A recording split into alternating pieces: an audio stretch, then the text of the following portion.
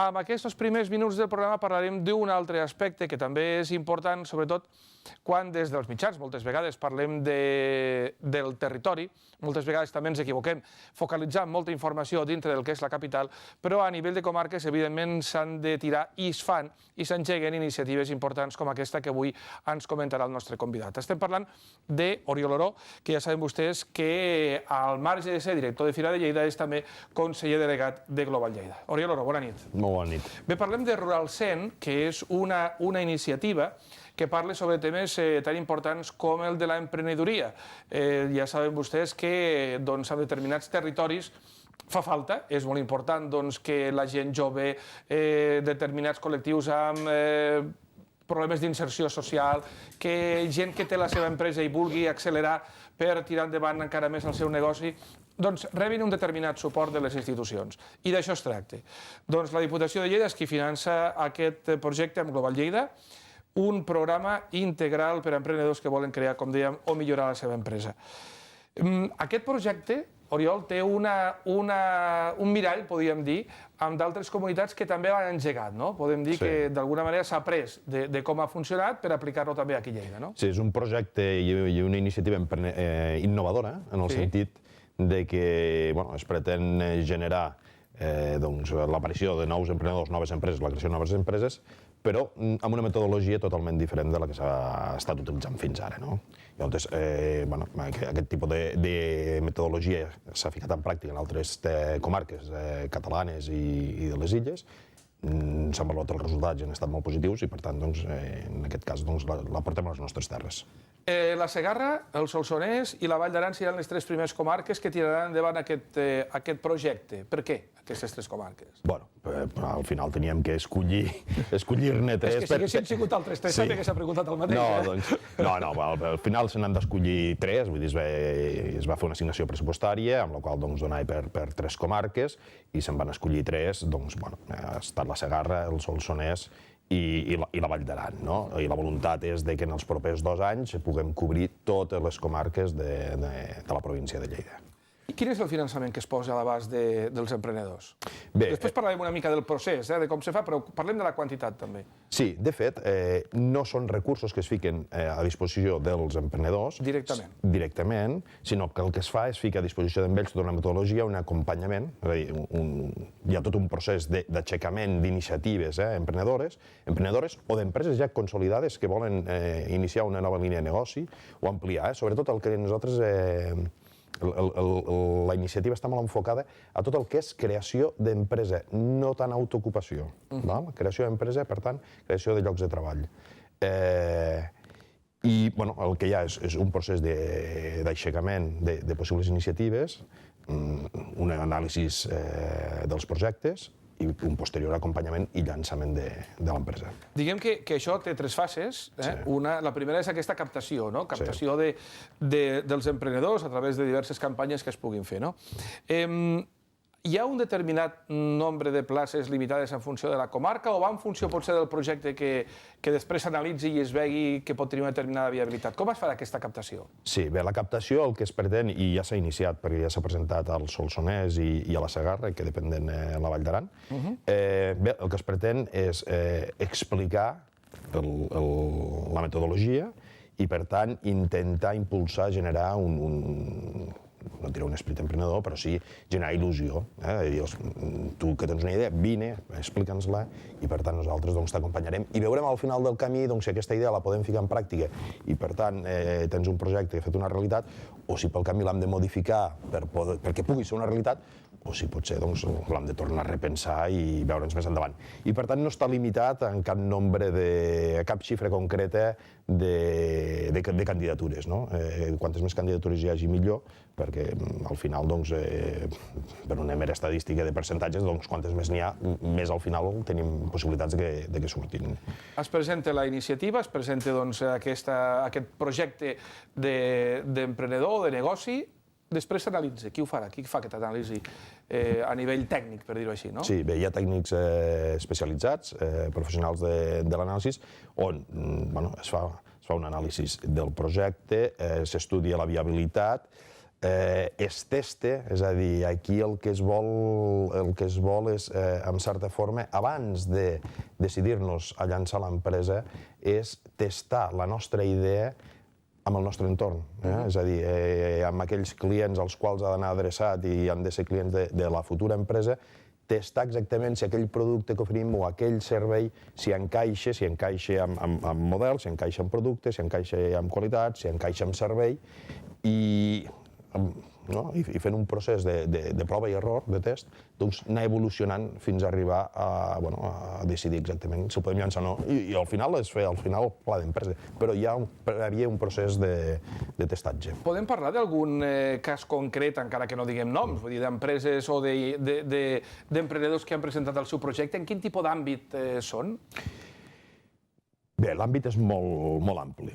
Com dèiem abans, no ho limitàvem a cap tipus de sector en concret i, per tant, el que sí que no voldria és portar confusió quan parlem de Rural 100, que siguin emprenedories vinculades a l'agricultura. Ens referim a rural en el sentit de territori. Pot ser des d'una casa rural fins a energies renovables. Sí, fins a una empresa de serveis d'informàtica o el que vulguem. No té res a veure.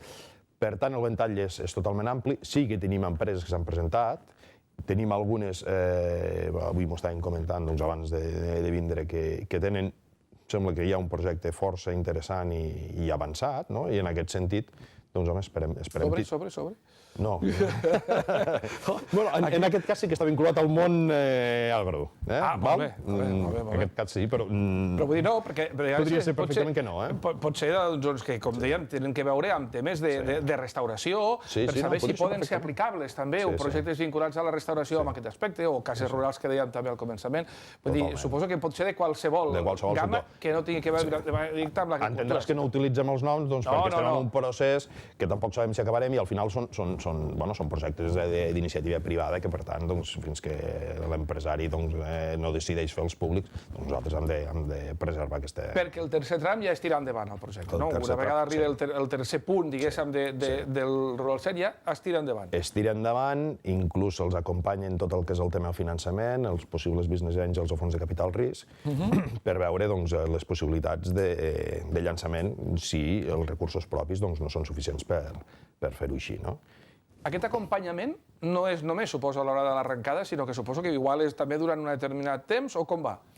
Bé... O ja comencen a volar aquests projectes? Sí, en principi, i gràcies a la metodologia utilitzada, clar, quan sortim, quan una empresa surt i realment es constitueix, ja tenim, entre cometes sempre, la certesa que és una empresa que el mercat l'acceptarà, perquè abans han fet tot aquest procés previ de testar el producte o el servei, amb la qual cosa, quan estem allí, si tenim garantida, fem el pla de viabilitat, on hem de mirar els punts de tresoreria, hem de mirar els finançaments, hem de mirar tots aquests factors, en principi és una empresa que ha de poder tirar endavant amb tota tranquil·litat. Es parla d'un centenar de projectes aproximadament, que podran, diguéssim, beneficiar-se d'aquest projecte. Això és ampliable, doncs... Poden ser 90, poden ser 110, aproximadament. Sí, això al final el que volíem era definir amb certa forma el que és la iniciativa Rural 100 empreses. Poden ser 90, poden ser 110, ojalà siguin 120 o 150. Però més o menys, i traslladant les experiències prèvies que hi ha hagut a altres comarques, creiem que és factible que puguem aixecar un volum de projectes com 100. Al final del procés, parlem? O sigui, al final de totes les comarques. I el que es parla també és que tinguin un determinat nivell d'innovació. Això sí que es demana que, com a mínim, no sigui clonar projectes que ja existeixen, no? Sí, de fet, el que es pretén és això, que siguin projectes innovadors, i hi ha una sèrie de factors que es prioritzen sobre altres, com és el nivell de llocs de treball que es puguin generar, com és temes socials que estiguin vinculats a l'empresa, una sèrie de factors que aquests es prioritzaran sobre altres. Però, de fet, al final, i donada la situació tal com estem, l'important és que puguem generar empreses, siguin del sector que siguin, si són més innovadores millor, perquè segurament tindran més possibilitats de prosperar en el futur, i intentar entre tots plegats escampar a tot el territori o ficar una llavor doncs, perquè puguin anar sorgint aquestes empreses. I probablement, en funció del territori, poden ser també empreses diferents, perquè potser la situació o la idiosincràsia concretament de la Vall d'Aran no és la mateixa que la que pugui tenir el Solsonès, no? Totalment. Se pot buscar la peculiaritat també sobre el terreny de cada projecte. Sense cap mena de dubte, és a dir, no és el mateix la Segarra que la Vall d'Aran o el Solsonès que el Segrià o les Garrigues, no? I per tant, segurament els projectes i les iniciatives que puguin sorgir a cada una d'aquestes comarques no tindran res a veure les unes de les altres, no? Respondran a la seva pròpia realitat i a les seves possibilitats que els ofereix el territori i les infraestructures que disposem. Pel que ens estan veient i ens puguin veure des d'una altra comarca, que tranquils, que també arribarà d'altres comarques, però del que estem parlant, que ho ha comentat també l'Oriol Oró fa un moment, és que no estem parlant de projectes d'autoocupació, sinó que estem parlant de projectes que siguin capaços de generar ocupació. I, a més, si és possible que aquesta ocupació sigui de treure aquesta bossa d'atur juvenil, doncs encara millor, no? Clar, això acota. Sí, acota els projectes, però aquesta és la iniciativa que és ambiciosa en aquest sentit, no? És cert que nosaltres, com a Global Lleida, tots els projectes que siguin d'autoocupació, també els donem tot el recolzament, però sí que és també cert que aquesta iniciativa sorgeix en la búsqueda o en l'impuls de tots aquells projectes que podem considerar innovadors i que tinguin aquests factors de generació d'ocupació, de responsabilitat social i d'ocupabilitat de segments de població més afectats per l'atur. Dones també, clar, evidentment. Hi ha projectes de vinculació a actes que no siguin, activitats que no siguin estrictament productives, que tinguin més un caire social. També se'ls ha de donar una determinada protecció i acompanyament amb aquestes? Sí, sense cap mena de dubte. És a dir, al final el que ens interessa és aixecar empreses innovadores del sector que sigui, no? I si a més tenen el plus de que responen o donen sortida a sectors més afectats per la crisi, tant millor, perquè hi ha una implicació i un efecte social positiu en aquest sentit. I per tant, nosaltres, en la mesura que hi hagi empreses que compleixin amb aquests requisits, els donarem una prioritat. Podríem concretar una mica a nivell de quin tipus d'activitats podrien estar relacionades amb el tema de l'emprenedoria social? Sí, amb l'emprenedoria social, aquí a Lleida hi tenim empreses i de gran dimensió vinculades a tot el tema social, amb l'empleabilitat de gent amb certes mancances físiques o psíquiques. Per tant, això és un factor. I aquest camp dona peu a empreses de tot tipus, des de jardineria, des d'empreses de tractament de materials i, en definitiva, qualsevol tipus d'empresa que pugui donar ocupabilitat a aquestes persones, doncs és benvinguda. Terminis. Perquè ara ja podem, per tancar aquest tema, parlar de terminis. Ara s'ha obert, diguéssim, la possibilitat de que des d'alguna de les comarques ja comencin a presentar els seus projectes, però això, quan se tanca? Quan hi hagi un determinat volum de projectes o hi ha una data concreta per presentar-los? Com funcionarà això? Bé, això funciona en funció de cada comarca i en funció de l'inici del programa, doncs hi ha no és que hi hagi un termini tancat, perquè al final el que necessitem en una primera fase és aixecar aquestes iniciatives, però sí que tampoc no ens podem dilatar, no? Per tant, no pot anar més enllà d'un mes entre que es convoca, es fan les accions per aixecar els projectes i poder-los analitzar, doncs més o menys parlem d'un mes. I ara la Vall d'Aran? I ara la Vall d'Aran. Quan?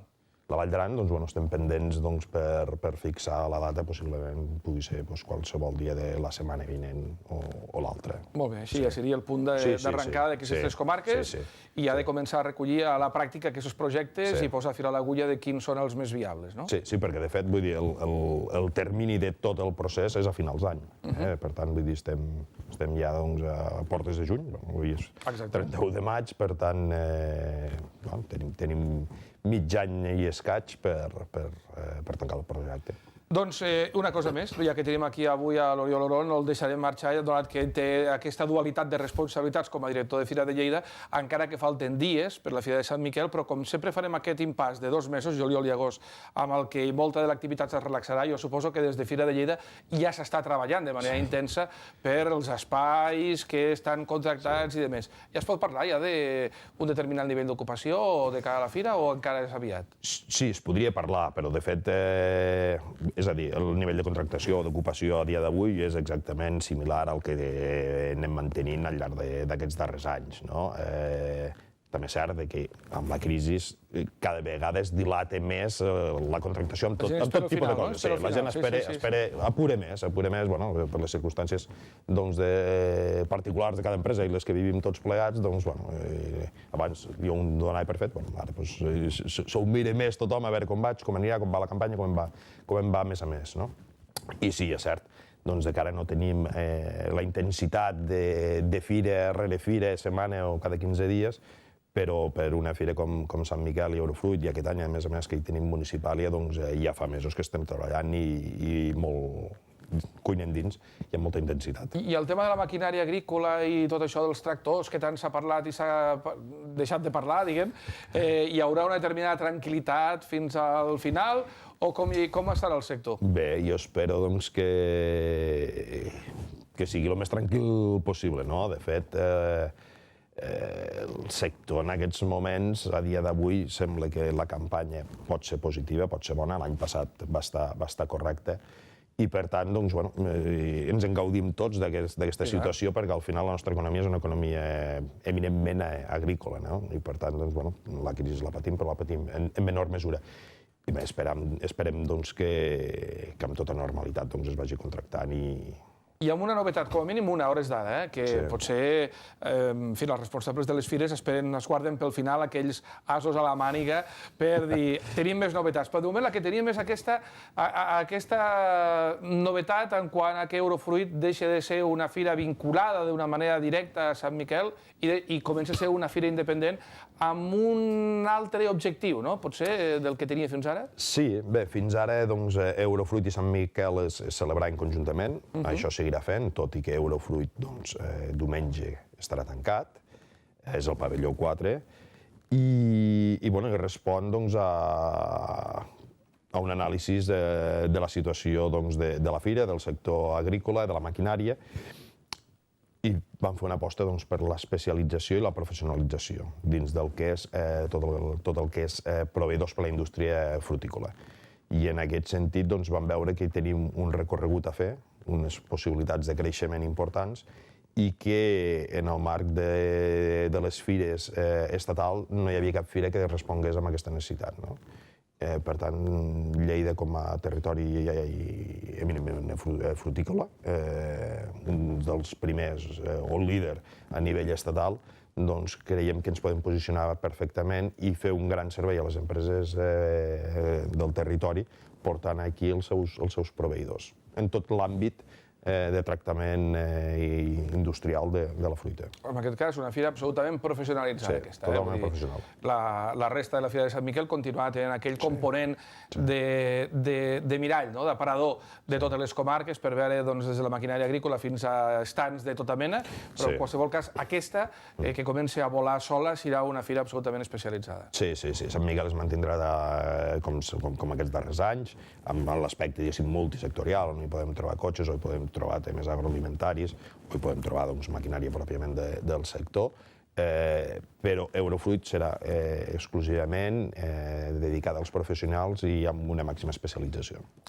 Doncs moltes gràcies. Oriol Oró, com dèiem, conseller delegat de Global Lleida, també director de Fira de Lleida, perquè avui s'ha atansat amb nosaltres amb aquest programa de divendres que ens ha servit per atansar-nos també amb aquesta proposta interessant de Global Lleida, vinculada també al suport econòmic de la Diputació, que és aquest tema del Rural Cent, i de pas un petit tast del que serà la Fira de Sant Miquel. Gràcies per haver-nos acompanyat. Gràcies a vosaltres. Fem l'aturada habitual per la publicitat i entrem ja en el segon bloc del programa, que avui sí que té força continguts diferents. Fins ara mateix.